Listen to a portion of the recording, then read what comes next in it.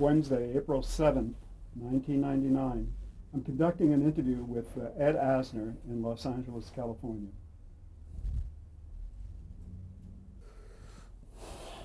Would you tell us, for the record, your full name? Edward Asner. Is that the way the name appears on your birth certificate? Probably not. I imagine, if I recall right, it probably appeared as Eddie Asner. Really? Was that your nickname as you were growing up? Yeah. Eddie. And where were you born? From my house, well, a railroad apartment over my dad's junkyard, I was the first child born in a hospital. And though we lived on in Kansas City, Kansas, I was born in a Kansas City, Missouri hospital. And the date? November 15th, 1929. And where were you in terms of the members of your family? Were you the firstborn? I was the youngest of five. And all brothers, sisters? Two brothers, two sisters. Are they still living? One brother still lives, two sisters still live. Tell us, if you would, please, about your mother and father. Your father owned a junkyard, you said? Mm-hmm. He came here, I'm not sure of the exact date. It was either 1900 or a little before. Spent a year in the sweatshops in New York and then came to Kansas City as all foreigners did. He because of Landsman, an Italian, would come because of Paisans, and I forget what the other names are used for other countries. And he started off with a pony and a wagon collecting junk in the west bottoms of Kansas City, Kansas, which was steeped in packing houses, Armours, Fowlers, Cudahy's, Wilson's, and a lot of little ones, and the stockyards of Kansas City. And his yard was right across from, he eventually acquired property, a yard, and placed his business there, and it was right across from Armours. My mother came through Galveston in 1913 with her family. And they too gravitated to Kansas City because of Landsman. Kansas City was a very caring place for Jews in those days. It took good care of its Jews. It had a good social welfare system. Your mother's and father's names? My father was Morris David Asner. My mother's name was Lizzie Seliger, Seliger. The same root name that Salinger and Zalinger come from. Asner, according to research by my sister, seems to have come from the German Eisner, or Eisener, which is fairly prophetic because it means ironmonger. I haven't told Michael Eisner as yet that he's my blood brother, but I plan to. It's not going to do you any good. Did they marry in Kansas City? Yeah, Dad lived alone with his dog down in his junkyard, and Mom was the eldest of the girls brought over by grandfather and grandmother. Everybody went to work in the packing house at that time. And for all I know, Dad may have seen her going in and out of the packing house. But he came courting, and with his horse, pony, and wagon. And she didn't take a shine to him after the first visit. And I suppose she reflected that to him. But her father felt that he deserved a return engagement.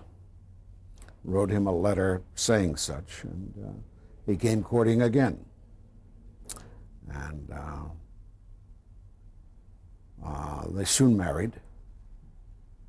And Mother used to love to tell the story of how, or no, my father used to tell the story of how when he came to take her home as his bride,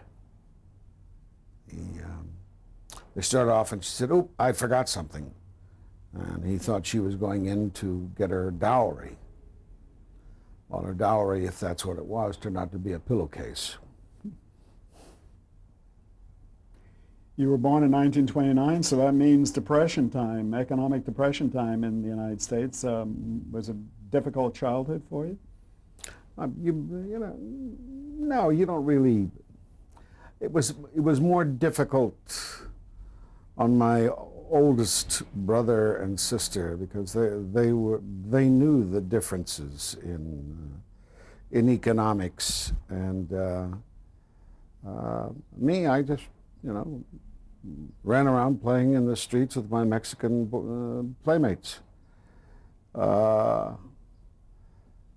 But my oldest brother and sister knew better and looked with envy at the children of the Italians in the neighborhood who happened to be bootleggers and who drove fancy cars, and they knew the difference between, well, money and not money. We moved from that area at the urging of my sister. She wanted to give us a proper domicile. So we moved when I was in the second grade to an area in Kansas City, Kansas called West Height Manor. To the manor born, you might say. And for the first time in my life, I was in a school with pretty little white girls as opposed to pretty little Mexican girls. And schools were still segregated at that time in Kansas City. And I just couldn't get over the white teachers and the little girls in their pretty little dresses sitting on the teacher's lap. And I said, wow, isn't that something? And I had been the shining example in my class at Cooper Grade School. The new school I went to was called Mark Twain. And I thought those were the cutest little girls in the world. My God, I wanted to crush them to death. And the teacher wasn't bad looking either. But as I said, I had been the standout in my class at Cooper and became so intimidated at Mark Twain that I kind of went into shock. It took me a long time before I started to perform intelligently. I take it you always had food on the table. Yeah. Too much. And parents were able to afford a radio? Oh, sure. Yeah. You have favorite radio programs that you recall? Well,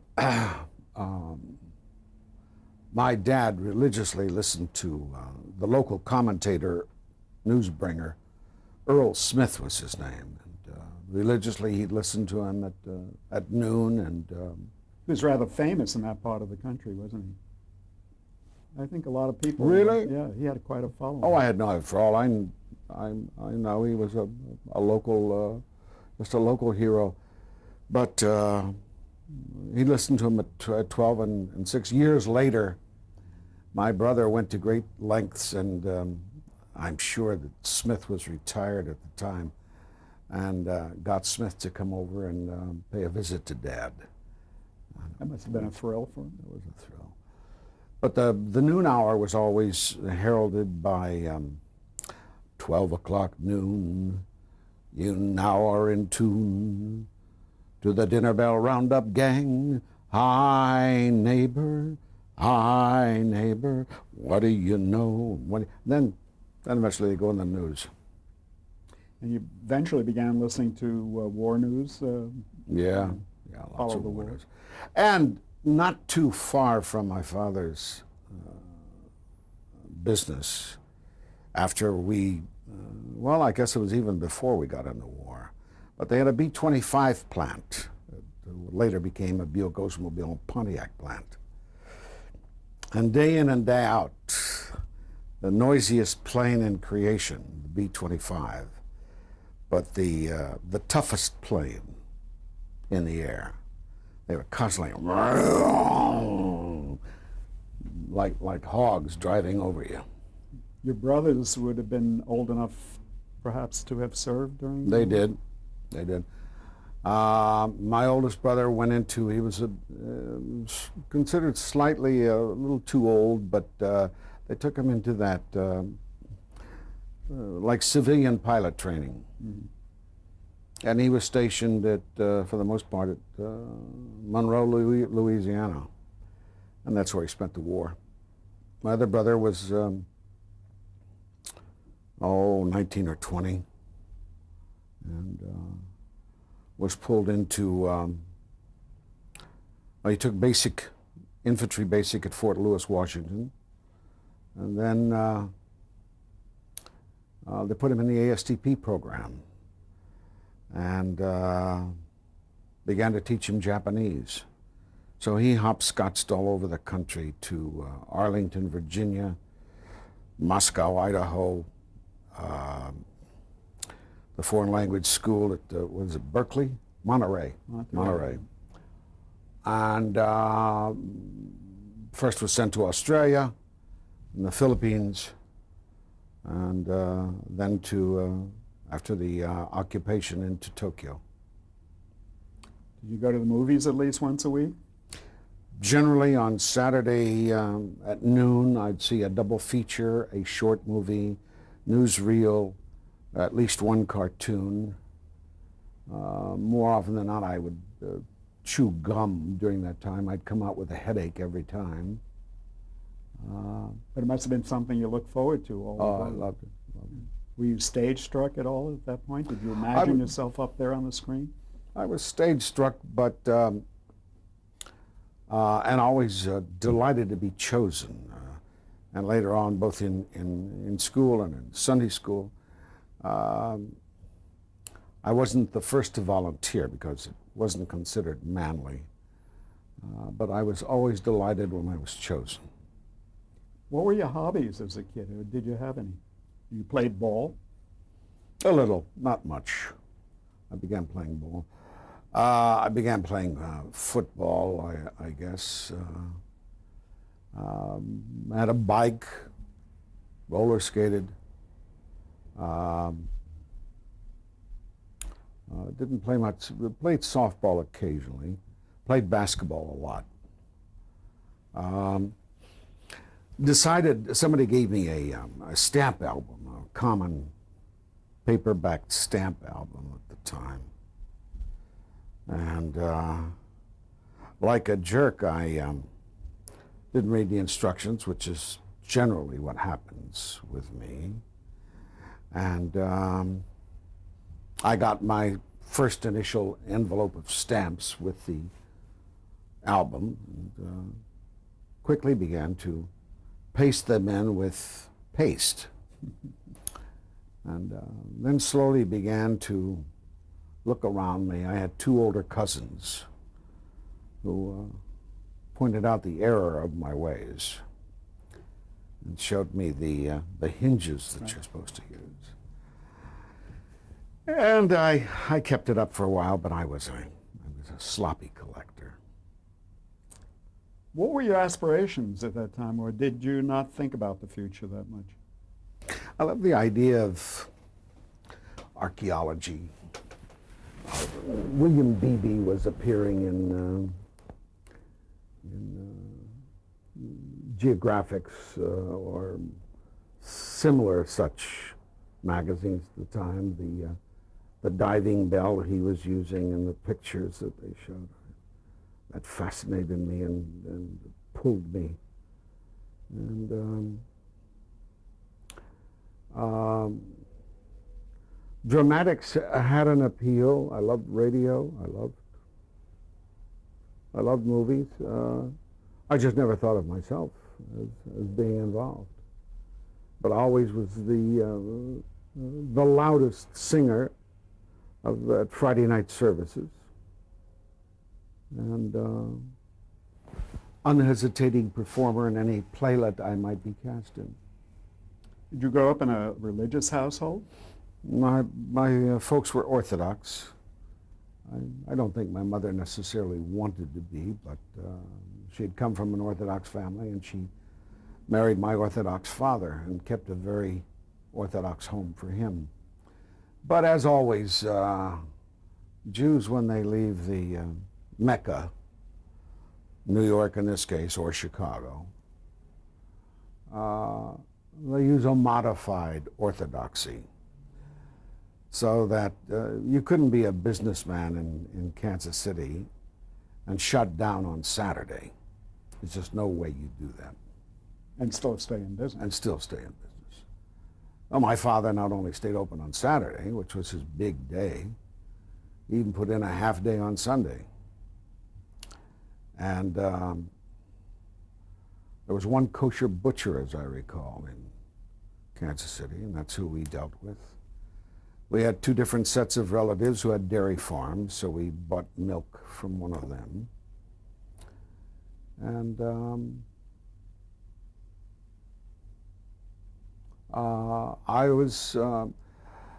the other kids were more loosely raised, although they're better Jews and more observant Jews than I am.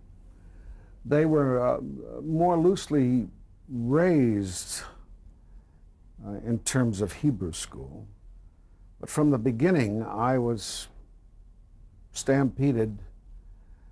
A new rabbi came to the synagogue. This is an American-born rabbi, something they'd never had before. And he instituted religious school. The rabbi, the old rabbi, had merely worked with the kids after school, and that was it. And it was just learning Hebrew by rote. Well, this rabbi went into all kinds of programs. And I was among the youngest when he arrived. And he made a rule that the youngest would go 4 days a week, and the oldest would go 2 days a week. This is after school. So, okay, I went 4 days a week, and eventually went to Friday night services, and that, so on. Then one day I finally looked around, and I saw that I was the oldest in the class, in the school. And I was going 4 days a week still, and the youngest were going 2 days a week. This is somewhere a tidal shift had taken place. And very disturbed about it. It was on a rainy day, and I tearfully discussed it with the rabbi as to why was I still going 4 days a week and the others 2. And he gave me some pomp and circumstance about great things he expected from me. I think I had a 5,000 word vocabulary at one time, just by rote. In Hebrew? In Hebrew. And he expected great things from me. And the basic reason was that my dad, being so Orthodox, he could say boo, and my dad would say fine. So I continued through with my Hebrew school education every day after school until about a year after my bar mitzvah, and then I fell away totally. But what impact do you think it had on your later life, having that kind of a beginning? Did it affect your sense of morality, for instance, and your idea of what justice is? And well, I think anybody who has any connection with Jewry and a persecuted minority at the time, a discriminated against minority, to say the least, and in Europe, of course, an exterminated community. I came across the expression recently, what doesn't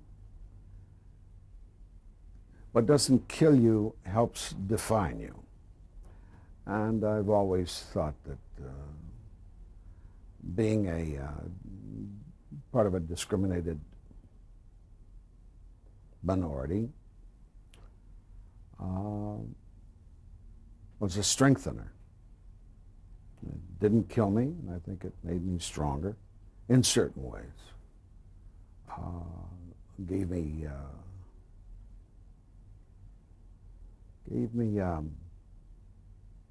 a hunger that I might not otherwise have had. Maybe a heightened sense of injustice, of the underdog? That too. Were you a good student?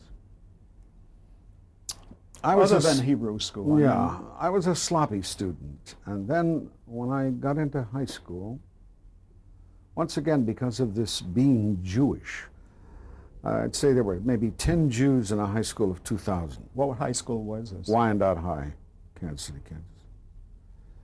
And all my friends from grade school, I thought, oh my God. We get into high school and they're going to go into the different fraternities, and I won't be chosen. Although I had a friend who was a year older than me, a Jewish friend, who was very popular and in one of the best fraternities. I get into high school, waiting for my friends to be called to their various fraternities. And it didn't really happen in my freshman year, but I failed to pay attention. So I eventually became something of a clown. I was the guy whose books were hidden. I was the one who was always blundering into something and getting laughs. About my sophomore year, my friends were all in the fraternities by then, and I was out of them. And I said, okay, I will set about achieving. I will get National Honor Society. I will get on the paper, get on the stage, do this, do that, and be out for sports. And so I dedicated myself to excelling and began getting good grades and ended up being chosen for Honor Society. And I was on the paper and I played football and stuff like that. But not do any drama in high school at all? I did drama on radio. We had in our senior year, we had a 15-minute program that we would write and do all the sound effects and everything on a local station. KCKM, my research shows me. Exactly. And because I was still after the pins of belonging, I tried out for Junior Miss, I guess it was. Ended up doing We should explain Junior Miss to people who would know. famous play of the 40s. A play that was successful on Broadway. Yeah. And I did a walk-on and got my thespian pin for doing it. When did you graduate from high school? 1947. And what were your plans from there? Well, I often speak of us at that time. Most of my other friends were going to Kansas University. And I kept wondering, would anybody approach me to play football for them? But of course that didn't happen, and it was right because I wasn't that good.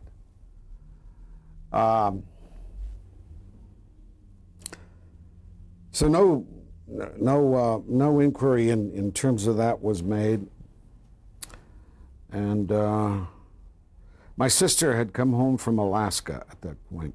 She'd been a civil service worker on Kodiak Island, my sister Esther.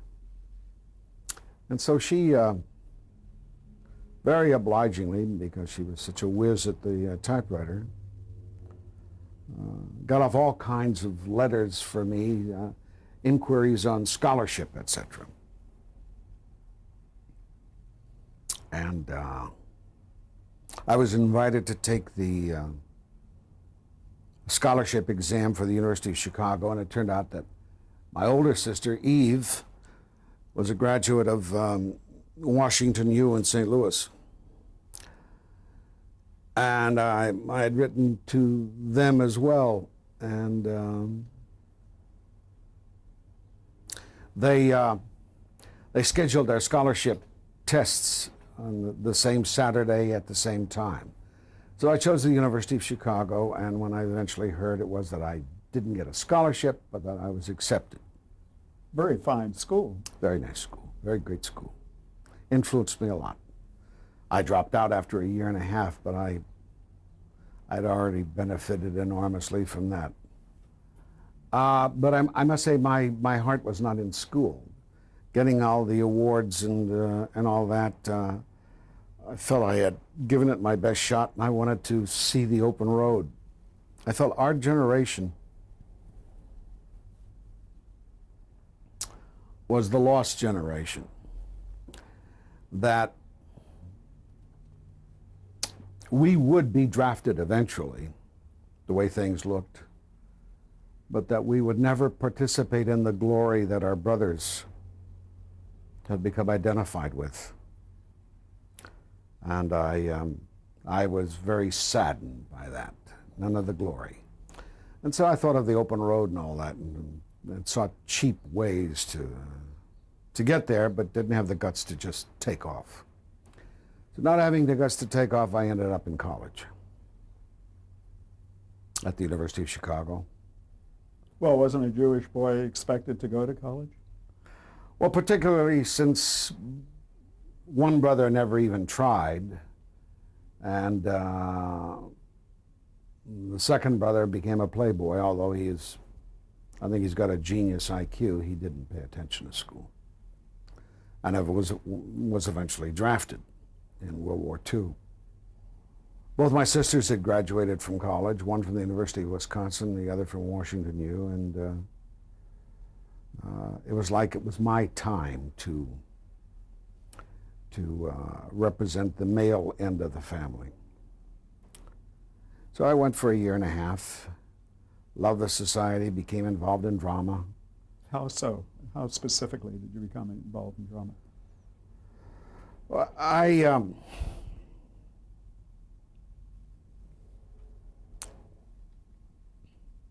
as I said, I never thought I looked good enough to perform on stage. And so I loved doing the radio in high school, and developed what I regard as my radio voice.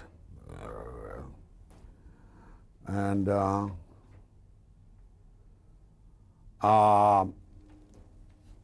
in our first year, I had two roommates, one from Newark, New Jersey, who ended up a psychiatrist on Central Park West, and the other who ended up a lawyer back in his hometown of Montgomery, Alabama. And they decided to start a closed-circuit radio station in the Burton-Judson dormitory system. Sorry, I have to interrupt you now. We have to change tapes.